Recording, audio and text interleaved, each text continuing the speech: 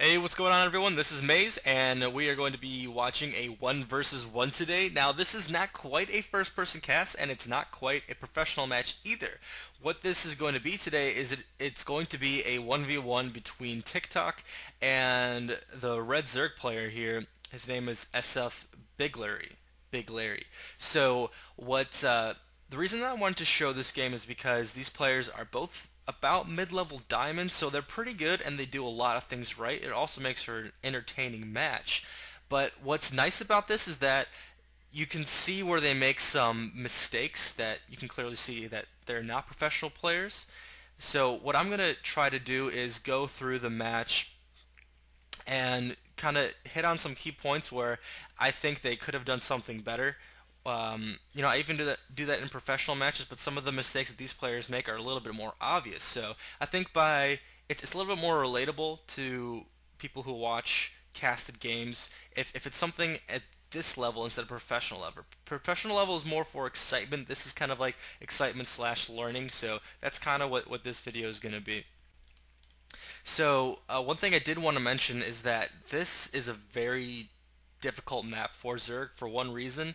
These destructible rocks right here are such a pain to defend against because you could go for the fast expansion and you could even use spines out here to defend, but what's the point when someone can just enter in through your back enter in through your back door? uh, that cracked me up. They'll enter in through your back door and start doing bad things to you. There's no good way to put that, but that's pretty much what it is for Zerg. So it sucks. If I was a Zerg, what I would try to do is just go on one base play for a while and try to solidify my position against any mid-game attacks. I think that's really the best call to do. I don't see the Zerg fast expander right now. He is getting that pull, so he's probably got experience with just having really crappy, really crappy games where he just goes out and fast expander here. So it's not that great. Um, and one thing also, if you are a Protoss or a Zerg or even another Terran, it's always good to start attacking these workers because it's so annoying. And while you could pretty much counter it sending off one SEV and attacking whatever worker is attacking this one, but it's still annoying, and you're also taking supply off their line, so that's a total of two SEVs not mining the entire game, at least two, and you're also delaying their production, so that's pretty nice. And this drone just exploded. His guts flew over the edge. That would have been cool to see. I always feel like sometimes I don't really realize I'm a Warcraft 3 player. I don't really realize that I'm watching StarCraft 2 because some of these, like, this looks like a Tauren area, like a bunch of centaurs are gonna run through here or something. I don't know, but just playing a bunch of Blizzard games, they all kind of mission mash sometimes. So TikTok actually going for the double refinery, getting the factory right now as well. So we're probably gonna see some kind of Banshee play. That would probably be my guess. Banshees are very strong on this map, especially if the Zerg isn't going for a fast layer tech. If you can get that cloak out fast enough, you can really do a lot of damage, kill a lot of drones. It takes a while for the layer to be built, and morphing in an overseer is also resources you need to use. By that point, I'm pretty sure the Banshee would have paid for itself. And a couple of Zerglings coming in right here. Now, what I think he should have done was, if he really wanted to get some scouting information, not send four Zerglings, because one of them is probably going to die, like it just did anyway. So why send in four and risk having two killed? So I think he should have just sent in one, maybe pop his head out if he wanted to. But really, what I think would have been better is just to keep an Overlord in place and then scout in here, because a Terran player is not going to reveal his build. He's not going to reveal that much about his build if he's up here. He knows that you can just pop in, so that's why you don't see a lot of pro players just kind of send in workers right here and have them die, because they have better methods of doing that, and that's what an Overlord does for Zerg players. So he's sending in a Zergling again to scout, hopefully for an expansion. I think that would be the best call right now. But let's take a look at what TikTok is doing. He's actually getting a reactor, so I don't think we're going to see Banshees. So we're probably going to see some drop play because he is getting those siege tanks and Marines as well. So yeah, one thing I like that Big Larry is doing is he's sending out his big Zerglings here to to see any encroaching position. So that's kind of what you need. Is Zerg. Look, this guy has total map control right now, so he's doing a good job. He's securing the expansion by getting information essentially. So now he's starting to move in his Overlord, and soon he's going to see what tech to be expecting from the Terran player. So I think the Zerg player is doing a pretty decent job right now. Another barracks coming in for TickTok as well as a bunker, so it looks like TickTok is worried about a push right now. Let's take a look at this income. The Zerg player is definitely soaring ahead, so he has pretty decent saturation on here. The Terran player doesn't have any command center here at all, and I don't even think he's building one right now. No, he's not. So Zerg player is definitely up on the eco, but the Terran player does have a pretty good advantage with this tech right here. The layer is up for the Zerg player, however, there are banelings as well. So he's definitely going to need to get that stim pack upgraded. I don't think that he does. He's researching it right now, so he's definitely going to need that stim to move against those banelings quick enough. And honestly, if you micro Marines well enough, you can fight banelings pretty well with Marines. I actually saw Psy Starcraft do this. If you just kind of split off your Marines one by one, oh, Overlord dead. You just kind of split off your Marines one by one, and try to kite the banelings in like that, or even just separate your Marines so they're in little balls and not just one big ball. Then that really increases their usefulness and survivability against banelings. So that's always pretty nice. I always thought this guy looked like Smeagol from Lord of the Rings, especially when he moves. So, and especially when he dies too. So this guy always looks like Smeagol to me. Maybe that's just me. Maybe I'm just a crazy nerd, but that's how I see it.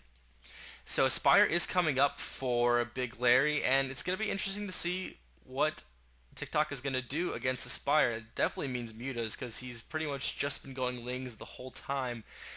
Um, so what I would like to see from these players is maybe a little bit more scouting. Okay, there is one scan going off right now for the Terran player, but he doesn't. So he sees that there's a Spire. He knows that mutas are going to come, so he did a little bit of scouting, but a scan is pretty expensive. If he can maybe move out, maybe move this SCV out, I think that'd be good too. I think the Zerg player should be trying to get some more information as well, because all he really sees is a reactor on the starport. Doesn't know if he's expecting Vikings or medevacs at this point, so I think he should try to at least get some more information on this position here. He does have the Zergling here, so that is pretty nice. What he's still denying this expansion. I think what TickTok should have done though is at least tried to lift it off. I don't even see an effort for him to do that. So you definitely should have at least tried to lift off his command center while he's attacking. All right, so you see that right now. We see the drop is incoming and another expansion coming down for the Zerg player. So let's see what TickTok is going to be able to do from this. And Big Larry definitely sees these comings. That Overlord was in a good spot, and those banelings are just ready to bust their sacks on those Marines' faces. This game is just full of innuendos today, but I feel like anything in StarCraft could really be an innuendo. So it looks like that TickTok is coming in to destroy this hatch, so at least this drop is going to be able to do some damage. He's going to be able to keep the Zerg player on his toes, and the Banelings and Zerglings are having a dance party right here. And tons of mutas for the Zerg player. I don't understand why he's not moving out with these mutas right now and trying to pick off a medevac. That would honestly be the best thing for him to do, because if he can pick off even just one medevac and run away, I mean that's a pretty huge loss. Get a tank, a medevac, or 8 Marines. That's pretty huge. So I think TickTok is going to be going for this expansion right now.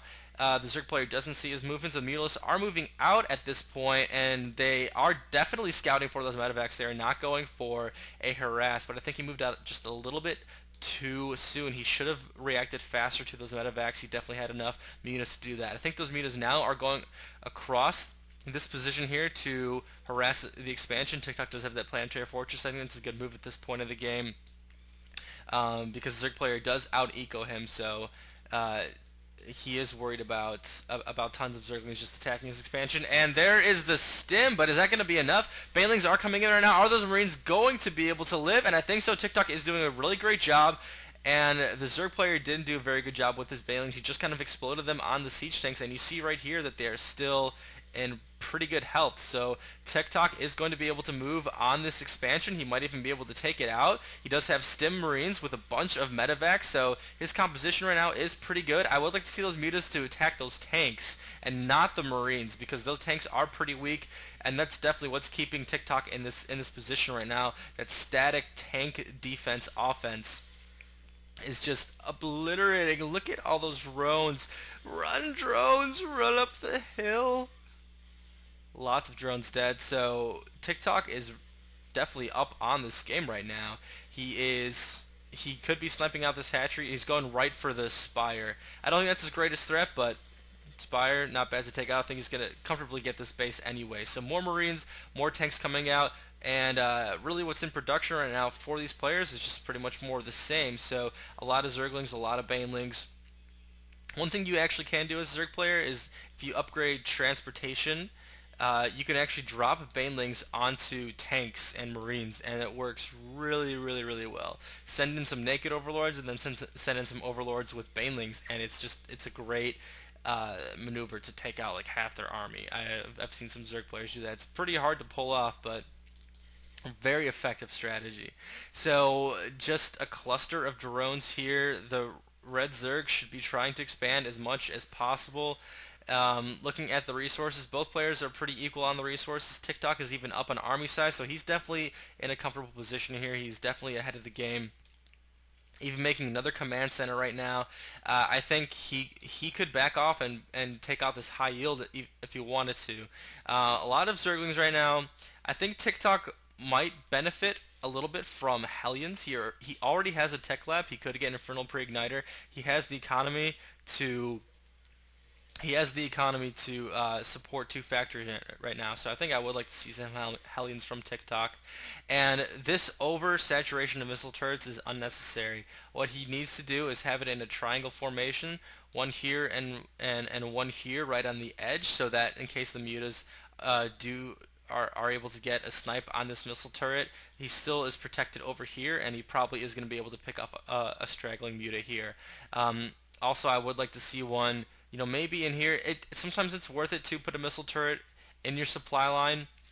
You can put it right here, and it's not affecting anything either. So I think this missile turret layout could have been done better. And I like what the Zerg player is doing. He realizes he is behind on the hatches, so he's getting two at once, and even scouting for the high yield. So he is still in the game. I think he is doing a good job. But what I would like to see is tech, because I don't think that Zergling Bangling is going to be enough for him. I think Ultralisks would be great. Especially against Marine Siege Tank. I think that's exactly what he needs right now. He is getting roaches, so that's probably the closest alternative to Ultralisks before tier 3. So he's getting decent composition right now. Taking a look at the army size, these armies are getting pretty big right now. They are pretty equal. TickTok is still a little bit up on the minerals.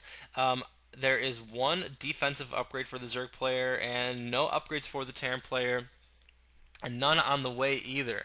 So if the Zerg player really could get another Evo chamber and start pumping out upgrades like mad, he will be soaring ahead of the game, because if you can even just get 1-1 and your opponent has 0-0, your army is so much stronger, and you can afford to throw away units and basically just throw units at him like inexpensive Zerglings. So I think TickTok should be getting some upgrades.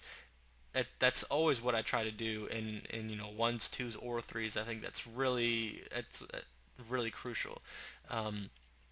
So the Zerg player is actually outbasing the Terran player right now. He only has one. The command center is just coming in at this moment, and I like that the Zerg player is scouting around. He is making an effort to see where the Terran player might have been expanding, so he does have pretty good information on the map right now. I don't think the Terran player has the same amount of information, but I would like to see the Zerg player use these Zerglings a little bit better. By the time he attacks this command center, this army is not going to be able to go in there, so he could at least pick up a couple of SCVs. These Zerglings are so quick, I think he should be trying to use them. And Infestors are a pretty good choice. I